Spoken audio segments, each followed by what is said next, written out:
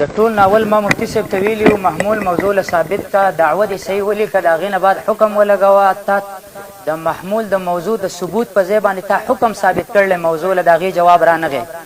د هغې نه بعد ما د ده د 3 کتابونو په خپل مابین کې تعارض راویستو چې تا قسم د شی قسم د شی ګرځولی او قسم د شی د عین شی ګرځولی د هغې جواب رانغی بیا د مسلک الاکابر کې د شیخ طیب صاحب د کتاب نه حواله ورکړه ده لیکلي دي چې قبرستان ته چې ځي نو دا کم بهر نه دا کم کس چې دی ولا د الله نه بخښنه غواړي او د الله نه ولا دعا غواړي او دا چا لیکلي دي او دا چې دی په حسن الفتاوا کې مفتي رشید احمد صاحب هم لیکلي دا به وګوري بله خبره دا ده چې ته ما عبارات پیش کړل دا دل کا سرور ستا د مشر مولانا سرفراز صفدر صاحب کتاب دی دی په دې 216 صفحه کې لیکي وای بزرگانو فریق مخالف بعض بزرگان دین و صوفیاء کرام کی کچھ مجمل اور گول مول عبارتیں پیش کر دیے دی ورته د بزرگانو اقوال پسې چې مور پسې کېږي دا بریلی ته وای نو د بریلی مقابله کې یو شان رنگ او زما مقابله کې بل شان رنگ وای مال دی وبکړلې ور او ځان لره پردې سړې کړې رور په خبره باندې ورسې ها دا غینه بعد زه دا خبره کوم چې تا ویلي خلاصه کېدانی کې پوره خبره نشته بزرګانو موږ دا غټ کتابونه مو شکر الحمدلله دا ملګری را سره سبقونه کې پاتې شي ته پوښتنه وکړي او دا هم مو دا غټ کتابونه پڑھاو هم نو شامی کې دا یو لفظ دی ولیدو خو تا د خلاصه کېدانی دا دویم لفظ ونه لیدو د دواړه الفاظ لیکلي دي هغه یو لفظ راغستره یو دا ما فعله النبي صلی الله علیه وسلم مره وترکه اخرى په دې ترتیب باندې ته ماته نشي ثابتوله او بل لفظ هم شته و ما حبه السلف دا ما ونه تاوریدلی نو تاوریدلی نو د الله بنده خدا پرېږده دا غې نه بعد دې ما ته وایي که نه چې دلته لفظ جاو که راغلی وایي یو عام دی او بل خاص دی ای د الله بنده چې ځان له په فتوه کې راګېرېدې فلا وربک لا یؤمنون حتی یحکموک فیما شجر بینهم په کیمرې او په میډیا باندې په خلکو فیصله کې ګناهګارېږي لا یؤمنون مصداق ګرځېږي نو د هغې نه دې د ځان د خلاصولو دپاره دا یو آیت عام دی او دا بل خاص دی ما درته ویلي چې یو آیت عامې بل به عامي که بل خاصې دا بل به هم خاصي ورنه طالب باطل مقدم مثل د دې جواب نه راغلی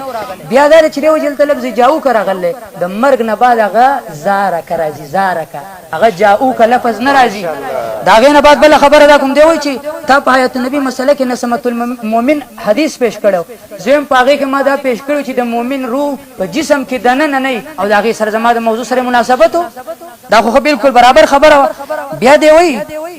چې بزرګانو د شیخ قاسم نانوتي صاحب عبارات چې دی په هغې کې چې دی وایي تا ګول مولین وچلو ما دا ویلو دې کتاب کې د شهید دپاره چې کوم جسم مثالي منل دی او شهید دپاره د هغه جسم ته چې میت ویلی دی په هغې باندې تا فتوه لګولې ده تا ویلي دا معتزلي دی او تا چې دی په عذاب قبر مناظره کې مفتی فدا صاحب ته دا فرمایلی و چې دا انکار حدیث دی دا قادیانیت دی او دا چې دی نو د معتزله او د خوارجو مسلک دی زه دا وایم دا سړی دی یو ځل ګول مول کړی دی شیخ قاسم نانوتي رحمه الله له تا ډېره زیاته بېعزتي کړې ده اوس چې دی نو د ده نه ته ځان دلیل پیش کړې نو د خارجي او د معتزلین ستا په نسبت باندې دلیل پیش کول نه دي پکار دا خبره لاړه بل تا چې دا قصه او طبیع العربي پیش کړه تا ویلي چې ما د شیخ حسین علي صاحب دا کتاب نه پیش کړم تفسیر بېنظیر دی او د دې زغه زه در کوم چې په دې کتاب کې ستا د مشر په دې دوو کتابونو کې د دې قرار کړی چې دا د شیخ حسین علي صاحب تفسیر دی او په دې ځای کې دې څه لیکي وایي بزرګانو دې کې چې کوم راویان دي متهمون هغه متهم دي بالکذب او د دې په سندونو کې چې دې بزرګانو نور په دې کې هم څه ضعیف راویان شته دی بله خبره دا ده چې دا زما سره کتاب دی د آیات ساته دا کومه واقعه چې د دې آیت د لاندې پیش کړه په دې غونډې واقع باندې دا صرف دا یو کتاب لیکلی شوی دی صرف په دې باندې اوس چې دا غونډه مناظره زه په دې باندې ور اړوم نو هسې دا باقي خبرې رانه پاتې کېږي بل تا چې ما من حدین یسلم علیه دا حدیث دې پیش کو دا زما سره جلاء الافهام دی په دې کې شیخ الاسلام ابن قیم صاحب څه لیکي وسألت شیخا عن سماع یزید بن عبد الله من ابي هريره فقال ما كانه ادركه وهو ضعيف ففي سماع منه نظر په روایت باندې هم جرح وشوه د شیخ طیب صاحب د عبارت جواب هم وشو دا غې نه بعد چې تاویل چې ولو انه مز ظلمو د دې آیت نه چې بل چا استدلال نه کړي دا زما سره توسل کتاب دی د محمد العباسي دی عالم چې دین استدلال کړي چې دا تعلق ساتي او يطلب منه مباشره يدعو لهم دا د ژوند سره تعلق ساتي دا د مرګ نه بعد نه دی د مرګ نه بعد بدانه لګي او دا زما سره الکشف المبدی ده په دې کې دی لیکي په صفحه نمبر 132 کې ولم يشترط لقبول ذلك مجيء عند قبره د نبی صلی الله علیه وسلم قبر خواله دی راتک چې دا نه دی شرط کړی شي هغې په جواب کې ما حوالجات درکړل بل ما تا ته دا ویلي ګوره تاویل استشفاء عند قبر النبي من النبي ثابت ته ولو انهم اذ ظلموا انفسهم جاءوك فاستغفروا الله واستغفر لهم الرسول دی آیت کې د کم ټکي دا معنی ده چې د نبی صلی الله علیه وسلم د قبر خوا کې استشفاء من النبي جائز ده د دې معنی راته وکړه مولوي صاحب بل خبره ده چې ما تا تخپل دعوه پیش کړې و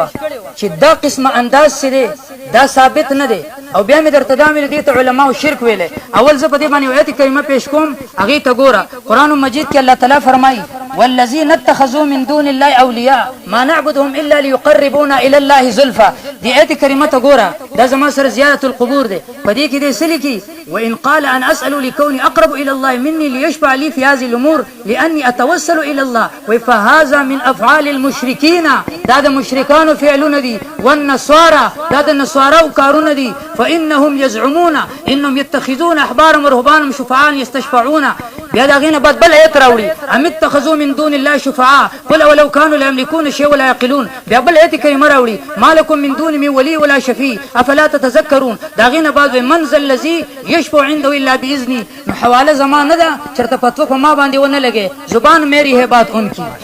دا غینه بعد دا ویما دا زما سره تفسیر مفتی محمود دی. په دې کې دې سلی کې ګوره شیخ سوق دی شیخ مفتی محمود رحمه الله سلی کې په دې تفسیر کې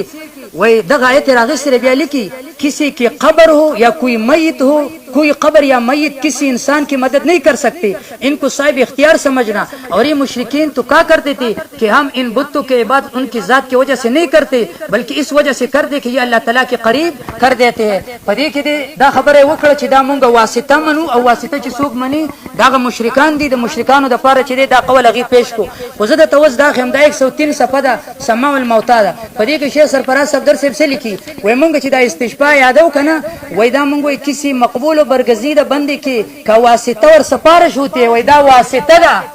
وای دا واسطه ده د شفاعت. او دا یاد ساتي په دې کتاب کې وای سماع الموتى کې شیخ سرفراز صاحب درس وای دا واسطه ده. او په دې ګلدسته توحید کې وای د مشرکانو طریقې واردات دا چې شرک به کو بیا به چې زب ذات د مستقل نه غنم زي واسطه غنم دا د مشرکانو طریقې واردات.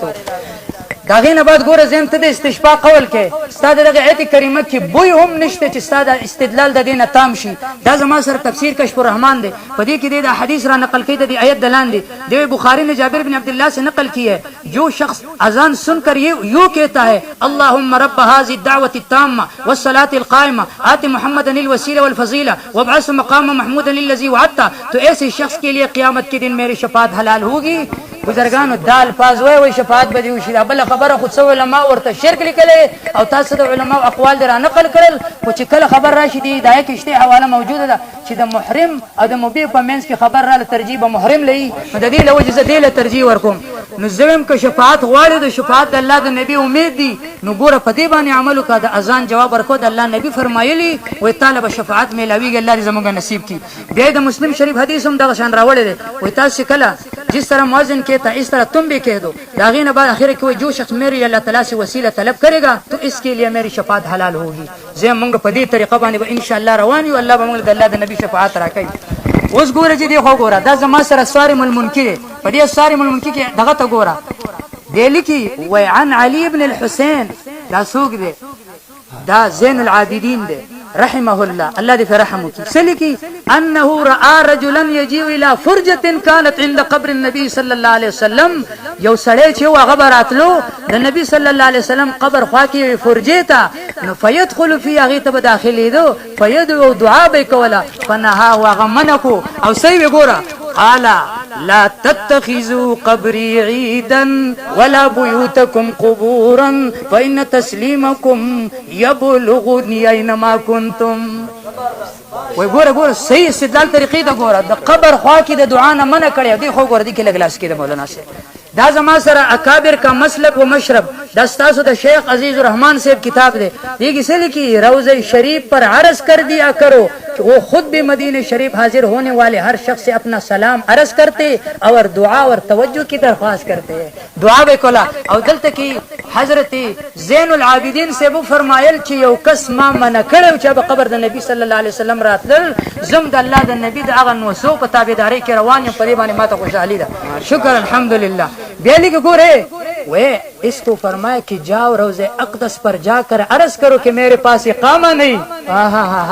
تصوق دے دا اکابر کا مسلک و مشرب او دا غینه به درته حواله پیش کړ چې دی من فرمایلی و او بیا دغه حدیث په بل سند باندې راوړی وای بزرګانو لا تتخذوا بيت عيدا فان تسليمكم يبلغني بیا د بل دغه کوم راوړی لا تجعلوا بيوتكم قبورا ولا تجعلوا قبري عيدا فان صلاتكم تبلغني حيث كنتم. وحدان صاحب دوه ټره نه وواله خو چې کومه دعوې لیکلي هغې کې مونږ بحث کوو ټایم رانځي چې دا دعوه ده که جواب یې دعوه تر اوسه پورې ده خپله دا پته نشته هغې پې لیکلي خو بهر دا پرېږدو په هغې کې بحث نه کوو. دویم نمبر په کار دا و چې په خپله دغه عقیده باندې یو قطعي ثبوت قطعي دلیل راوړی و چې د رسول الله قبر مبارک ته ورتلل د دعا درخواست کول د شفاعت درخواست کول دا شرک دی تر اوسه پورې دغسې نه پیش کړی دی او قیامت کې صبح تک انشاءالله دوی نشي پیش کول پلان کې دا لیکلي پلان کې دا لیکلي پلان کې عبارتونه ګډوډول هغې غلط مطلبونه اخیستله جدا خبره ده. دی بیا وایي شیخ طیب صاحب خو لیکي چې د بهر نه سلام چې دی دعا ده نو دا سلام خو په حدیث کې دننه هم ثابت شو کنه هغه دعا د بهر نه مو شو دننه نه مو شو کوم څه کې زموږ بحث شروع دی. بیا وایي شیخ صفدر صاحب لیکلي صوفیه کرام اقوال حجت نه هلکه ما چې پیش کړو په هغې کې امام مالک و په هغې کې مولانا قاسم نانوتي و په هغې کې مولانا ظفر انوس دا دومره کافر دا ټول ته د صوفیه کرام ښکاري انا لله و انا الیه راجعون. دریم نمبر تعریف نو دا به ستا ویډیو فیصله وکړي ستا مخکې هغه د مستحب په تعریف کې درې خبرې ذکر کړې وي یو پکې ما احب او سلف چې سلف واخ کړی وي او موږ ټول سلف اکابره فقها محدثین متکلمین دې ټولو لیکلي اکابرین دیوبند تا ته څه ښکارېږي سلف او اکابر نه ښکارېږي. امام مالک غونته کې خلک بیا د هغې نه پس دی راغی وایي واقع د ادبي هغه ما پیش کړې نه ده او وایي چې هغه ضعیف دی پلان کې مونی صاحب ګوره دلته کې په روایتو کې ضعف رام غی وروسته به زه تاته پیش کوم او خو ضعف نشته دی انشاءالله چې ضعف رام غی ما د استحباب حکم لګولی د ټولو په نسباندې په فضایلو کې په مستحباتو کې ضعف چې دی هغه مضر نه دی دا خبره ځان سره یاد اوس د وروسته بیا حوالې پیش کوم خو نه ما پیش کړی هم نه دی. بیا راغی ابو ورځم حدیث چې تا کوم پیش کړو ضعیف دی پلان ګوره مونی صاحب په حیات النبي کې مې دغه حدیث درته متواترات ثابت کړي دي یو ځل اول متواتر لا یبحث عن رجاله بل يجب العمل به من غیر باصر هلته په دې باندې 15 سوالې درته ما پیش کړي بیا په هغې مه راځه. بیا مونی صاحب څه ته راغی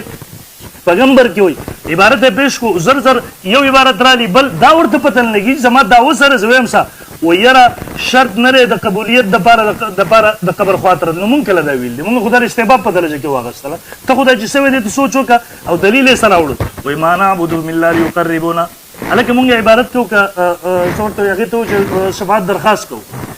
دویم نمبر دا خو تا هم منلی دی په ژوند کې چې نبي علیه صلات وسلام راتلل د دعا درخواست کول تا تاسو پنځپیران ناجایز ګڼئ که جایز یې ګڼئ نو د ما نعبدهم لاندې کوم ایتونه چې ته ویلې لاندې هغه راځي که دغه نه راځي بیا دا په کوم دلیل سره راځي ته خو لږ پر خپل ځان باندې جړا وکړه چې دا ته کوم څه وی. بیا د دې نه پس راغی مفتي محمود رحم الله لیکلي چې هغې کې د چا مدد کول صاحب اختیار ګڼل دی یو څیز مونږ نه یو ښایي د مفتي محمود رحم الله حواله هم درته پیش کوو. بیا راغی صارم المنکي مولوي صاحب یاد وساته په دې مسله کې د ټول امت نه په خلاف علامه ابن تیمیه رحم الله چې هغه مونږ احترام کوو بې ادبي ګستاخي نه کوو کافر ورته نه وایو البته تفردات تشتري هغه په حالت د هیڅ کې طلاق نه واقع کېږي هغه وایي د یو مجلس درې طلاق درې نه واقع کېږي د الله تعالی ذات صفاتو کې بل څیزونه د اهل سنت نه د هغه خلاف دي دغسې په دې مسله کې اصارب المنکي والا علامه الوسي او دی دا درې حضرات د امت نه په دې مسله کې خلاف تل خو هغوی هم ورته شرک نه دی ویلی چې کوم شرک وی مولوي صاحب چې قبر خواله راتلل شفاعت درخواست کول دا د پنجپیریانو د خوارجو د معتزلو غوندې کې هغه نظریه ده چې په امت کې بل چا نه وه. بیا د دې نه پس راغی وایي لا تتخذوا قبري عیدا نو مونږ کله ویل دي لا تتخذوا قبري عیدا دې مسلې ته دا وایې سمنه دا ورې سره د دلایل سره خلک به درپسې خاندي. بیا وایي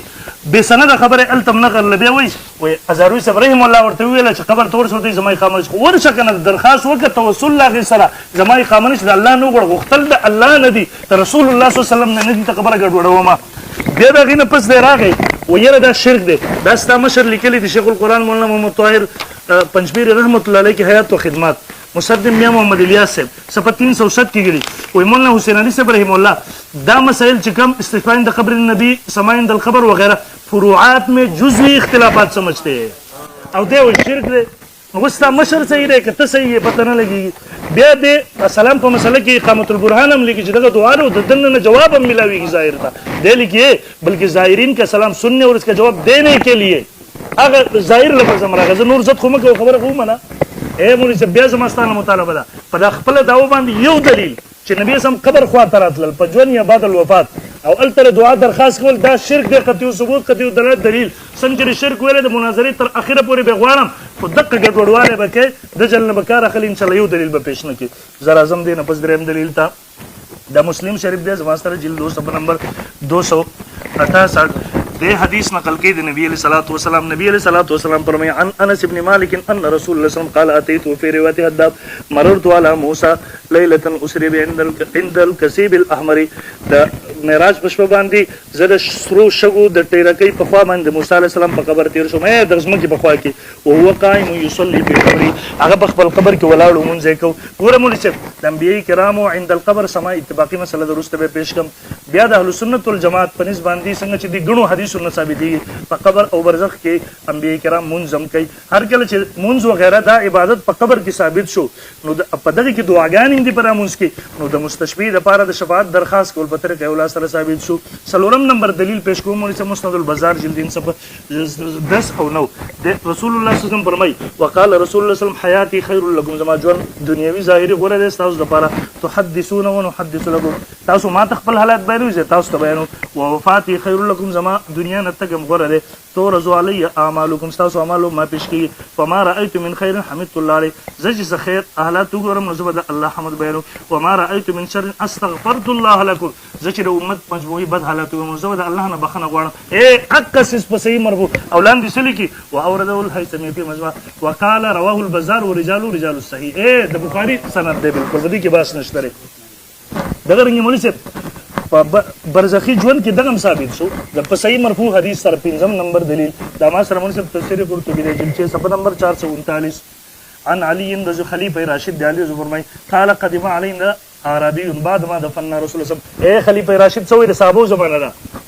ویو مونږ نبی علیہ السلام دفن کو یو کس صحابي راغی بسلاس دی یې درې ورځې تیر شوې د نبی سم دفن کولو فلما بنفسي على قبر رسول الله بل ځان نبی علیہ السلام قبر باندې راوګرځي د خبيان دلاسه وحصل راسي من تراب فقال قلت يا رسول الله فسمعنا قولك ووعيت عن الله فوعينا عنك وكان فيما انزل الله الله چې کوم قرآن نازل کړی دا غي استدلال کوي ولو انهم اذ ظلموا انفسهم وقد ظلمت نفسي ما په خپل ځان باندې ظلم کړی وجئتك او زه تا تراغلم تستغفر لي چې زمانه پر بخنه وغواړي فنود يمن قبر انه قد غفر لك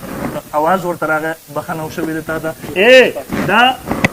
خلیفہ راشد دی د صحابه دور دی د رسول الله سم قبر تراغله دی قبر الفاظ هم پکې دي قبر د رسول الله سم تراغه د خلیفہ راشد مزددیر پسم کومي سم چل ول کوي چې پلان کې پلان کې دا به خالص د جلی عوام په دې باندې فیصله کوي او دغه دا مفتی اعظم پاکستان مفتی شفیع صاحب رحم الله پس نمبر 517 معارف کې نقل کړي حضرت علی کرم الله وجهه نے فرمایا کہ جب آپ رسول اللہ صلی اللہ علیہ وسلم کو دفن کر کے فارغ ہوئے تو اس کے 3 روز بعد ایک گاؤں والا آیا اور قبر شریف کے پاس گر گیا اور زار و قطار روتے ہوئے آیت مذکورہ کے حوالے دے کر عرض کیا دا آیات ہوا کہ اللہ نے اس آیت میں وعدہ فرمایا کہ اگر گنہگار رسول اللہ کی خدمت میں حاضر ہو جائے اور رسول اس کے لیے دعائیں مغفرت کر دے تو اس کی مغفرت ہو جائے گی اس لیے میں آپ کی خدمت میں حاضر ہوا ہوں کہ آپ میرے لیے مغفرت کی دعا کریں اس وقت جو لوگ حاضر تھے ان کا بیان ہے کہ اس کی جواب میں روز اقدس کے اندر سے آواز آئی قد غفر لك یعنی مغفرت کر دی گئی بحری محیط په حوالے سره نقل کړي اوس مولوی صاحب مفتی شفیع صاحب دی کوم الفاظ چې ما دا وکړي لیکلي اق الفاظ سره استدلال کوي توبه باسه په داسې باندې بدی کې غنور چل ول نه کی ام دقه د ستاسو سند دی او وی شیخ حسین صاحب په کې دا لیکلي ته خو هغه په زور تضاد ثابت دی شیخ الانی صاحب په کتابونو کې تضادات ثابت دي راغلي ظالم د خپل سند دفاع نشي کولای په زور باندې مشرک ثابت دي دلته دا تحریرات د نکنه د انکار مکونن هغه لیکي په صفحه نمبر 396 کې عن علي رضی الله بعد ما دفن صلى الله عليه وسلم رست راغلی چې مسم دفن کړو جاء عربي فقال رسول جئتك تستغفر لي الى فنودي من القبر الشريف قد غفر لك ايه ام دقه الفاظ راغلي زتا تراغلي ستا قبر مبارک تراغلي مولا حسین علي صاحب رحم الله هم نقل کوي مکتب مستاسو پنځپریانو چاپ کړل بغیر د نکیر را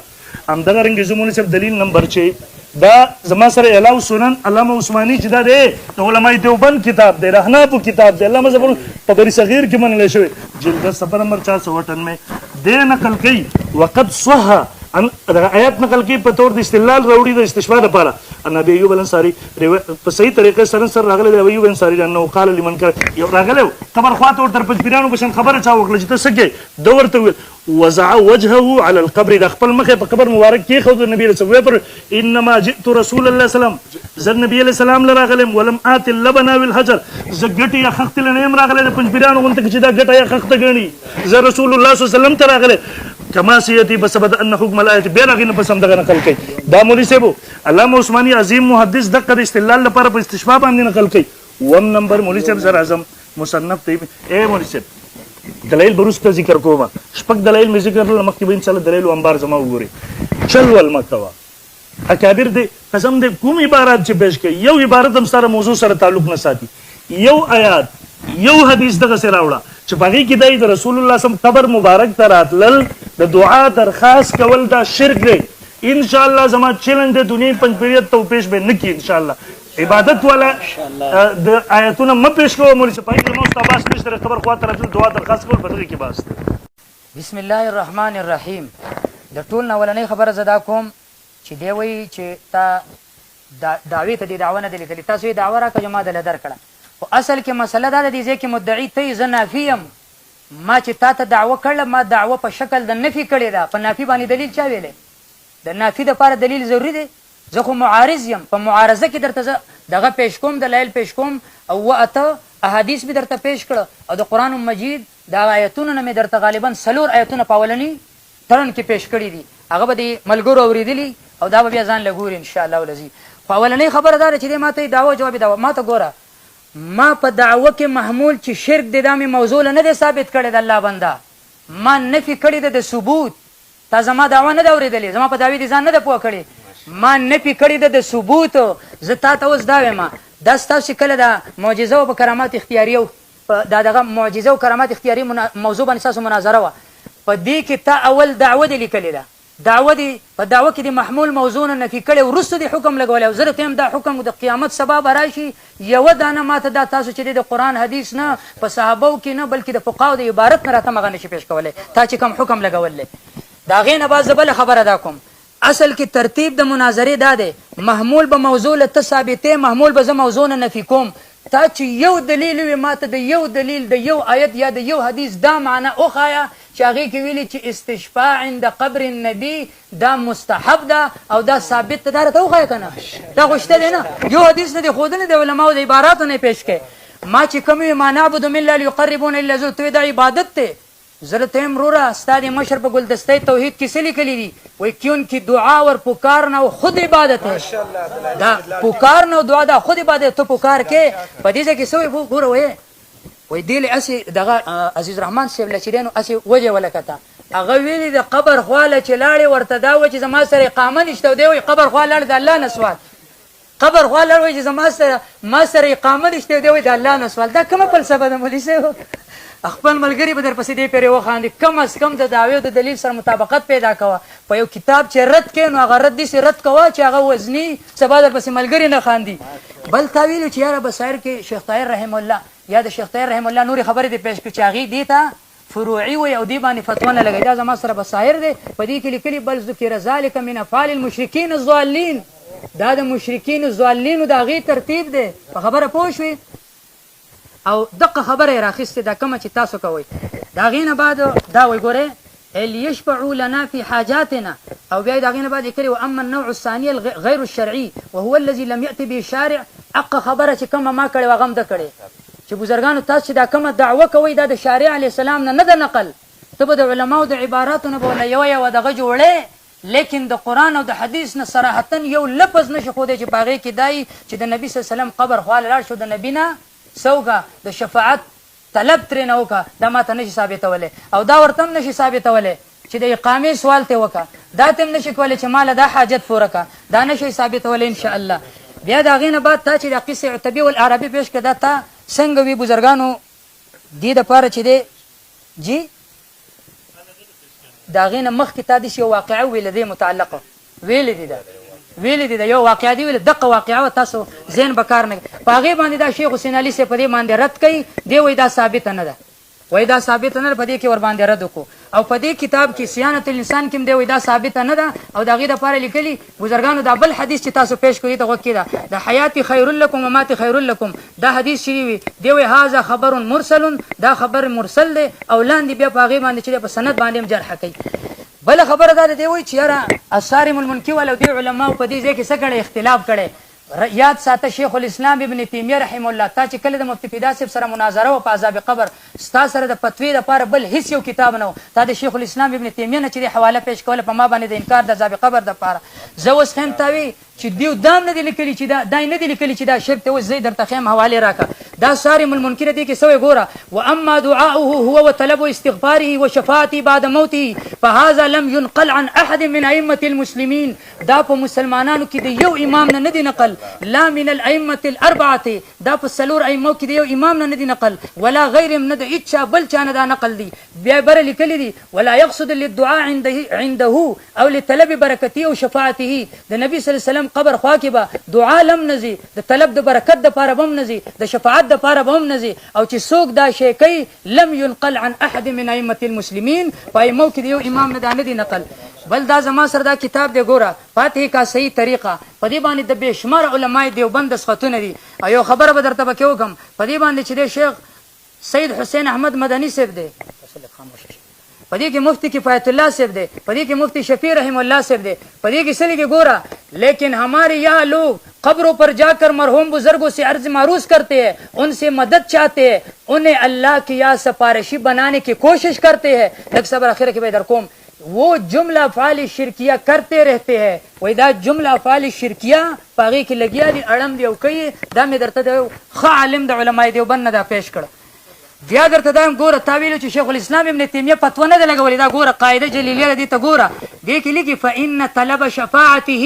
د نبی صلی الله علیه وسلم نه طلب د شفاعت و دعائه و استغفار بعد موته وعند قبره ليس مشروعا عند احد من ائمه المسلمين د مسلمانانو په ائمه کې یو امام نه دی نقل ولا ذکر هذا احد من الائمه الاربعه فسلور ائمه کې یو امام نه دی نقل کړي واصحابهم